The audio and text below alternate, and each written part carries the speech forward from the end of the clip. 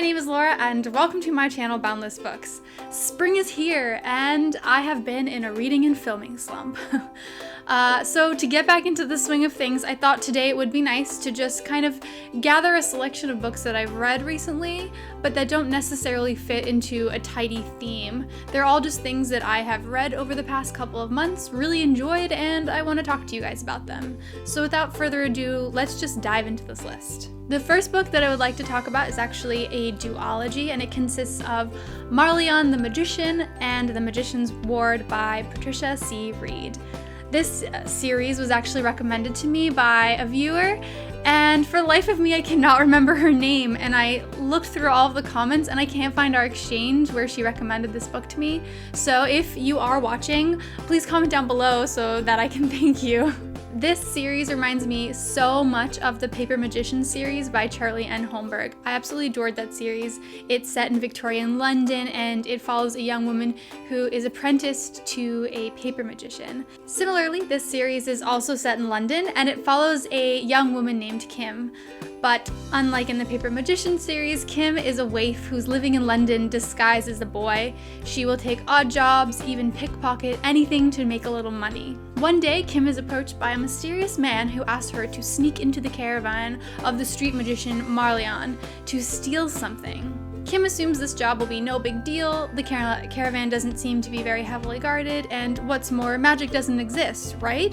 However, in the process of trying to steal this article, Kim gets pulled into a world of magic and intrigue. My favorite aspect of this novel, besides the traditional coming of age, gaining magical ability plotline, which is the core of the story, I really appreciated the relationship between Mairelon and Kim.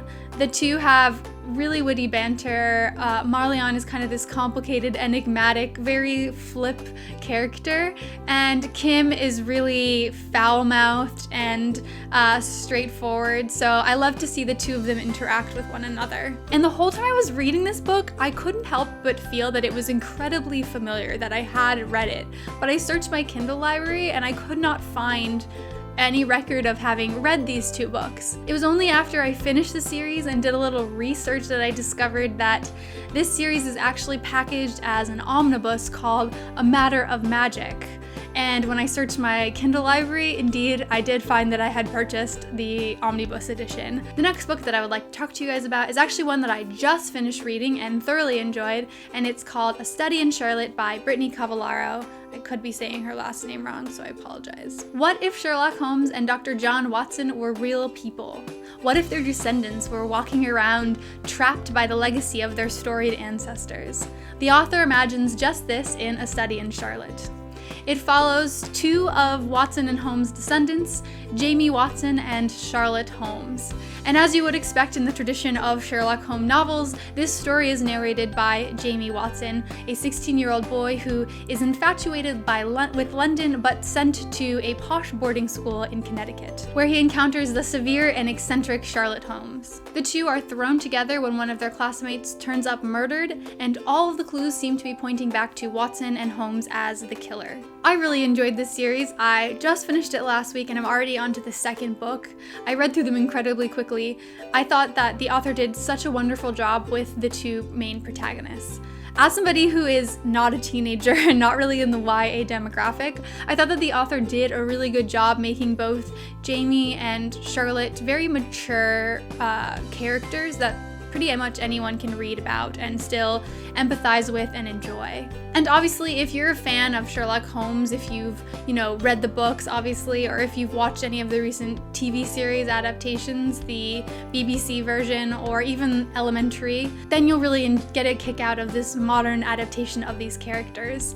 The author kind of imagines that a lot of the traits passed down from their famous ancestors are still present in the descendants, that they all kind of have this sort of genetic curse to fall into the same foibles and footsteps as their ancestors. I'm a little bummed because the third book is not out yet, and I think the second book in the series just came out, so I'm pretty sure it's gonna be a long wait until the third one. But either way, this series is really fun, so I wouldn't let the lack of the third book being out deter you from picking this series up. Alright, on to the third book, and it is Heart's Blood by Juliet Marillier. As I was in a bit of a reading slump, I ended up over these past couple of months rereading a lot of books that I've read, way back in the day, and this just happens to be one of them. When Disney's live-action version of Beauty and the Beast came out, it kind of set me off on this path of looking for Beauty and the Beast retellings, and I was not disappointed because this book proved to be just as lovely as the first time that I read it.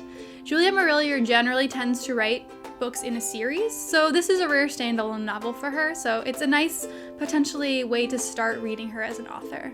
The Belle character in this story is a young woman named Katrin who is fleeing a very difficult situation at home, but rather than completely give in to despair, she's decided to use her skills as a scribe to make a living for herself. Katrin comes across the hold of Whistling Tor, which all the villagers claim to be haunted and ruled over by a monstrous chieftain by the name of Anluin. However, Anluin is looking for a scribe, and without really anywhere else to go, Katrin decides to take the position. While at Whistling Tor, Katrin finds herself surrounded by a cast of strange and mostly benevolent spirits. I've read a number of Beauty and the Beast retellings. I've actually read quite a number of them. Robin McKinley's Beauty stands out as one that I always go back to, but this book is particularly interesting because it takes the Beauty and the Beast story and really turns it into a ghost story. This novel is incredibly atmospheric, with descriptions of dense fog, forests that seem to never end, eerie noises, and crumbling mansions. It's also populated by a number of really three-dimensional secondary characters that appear rather creepy at first, but become fleshed out as the novel progresses and we learn more about their backstories. Even the villains in this story you come to empathize with to a certain degree, despite some of the horrible things that they do. Obviously though, at the heart of the story is the relationship between Anluin and Katrin. One of Juliet Marillier's strengths as an author, I think, is her ability to write really believable romantic stories. The relationship between Anluin and Katrin I thought was incredibly believable. The characters don't just meet each other and then, fall in love. They have enough time to get to know one another, to learn about each other's histories, their likes and dislikes. It overall just feels like a really solid core to this novel. So whether you've read a book by Juliet Marillier in the past, or if this is your first introduction to her as an author, I would highly recommend this book. And the last book that I would like to talk to you guys about, yes, this video is a little shorter, I only have 4 books for you, is The Daughter of the Pirate King by Tricia Levenseller. As you might be able to infer from the title of this book, they're pirates! I've talked about in other videos that I like swashbuckling adventures, so I was pretty drawn to just the title of this book even before I read the synopsis. And as the title would imply, this novel follows a woman named Alosa who is the daughter of the king of the pirates, Callaghan. At the beginning of the novel, Alosa's ship is raided and she is captured by the crew of the Nightfarer. But we shortly discover that Alosa's capture might not have been an accident. In fact, it seems that she is on the Nightfarer for a reason, in search of something. I'm not going to say what because I don't want to ruin this book. On the ship, she meets the Captain Draxon and his first mate Wrede, and attempts to negotiate a relationship between the two in order to find what she is looking for. I don't want to give any more of a synopsis about this book. In fact, I think a number of the synopsises that I read prior to reading this gave away some crucial bits of information, so if you are going to go pick this up, I really wouldn't look at any of the reviews online. I would just go and start reading it if you're intrigued already. That being said, there was still a twist at the end of the novel that was thankfully not spoiled for me by the reviewers. A number of the reviews mentioned that this book feels a little bit like Pirates of the Caribbean, and I definitely found that to be the case, but I enjoyed it because I personally liked the first movie in that series. The rest were garbage, but the first movie was awesome. Unfortunately, this book ended on a bit of a cliffhanger, and it only came out in February of 2017, so I'm sure that there's going to be a bit of a wait until the next book comes out, but I guess that's just a good excuse for me to reread it while I'm waiting. So there you have it. That is just a selection of some of the books that I have been reading reading recently, and I apologize again for being so terrible with my filming schedule, but if you like this video, please be sure to give me a thumbs up or to just berate me in the comments for not filming regularly enough. And if you haven't already done so, please be sure to subscribe to my channel so you can stay up to date with my latest content. And until next time, bye! You don't like being on camera, do you? And Roger says hi. This is my rabbit. He's massive. He looks so big in the camera. Hi, lovely. Are you terrified? Yes. Yes, he wants to run.